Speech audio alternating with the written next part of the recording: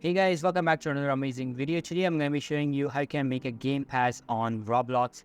So make sure to watch this video till the end and follow all the steps properly, and let's begin. First of all, open up your Roblox and go over to Creations tab above. Now in the Creations dashboard, you can see your nameplate already created.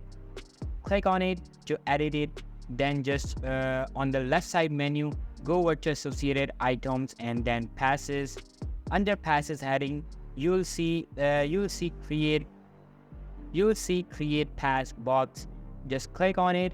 Now just name your pass and upload a picture for it, and then just save it.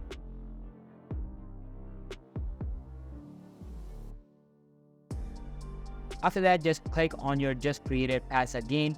Now on the left side menu, you can see sales option. Just click on it and select a price for your pass. Know that only 70% of the prize will be given to you, and you have created a pass. Now go to place donate and claim a stand. After that, you can see your game pass price on it, and that's how you can make a game pass on Roblox. So that's all for today's video, guys. Hope you liked the video. I'll be meeting you in the next one. See you soon. Bye.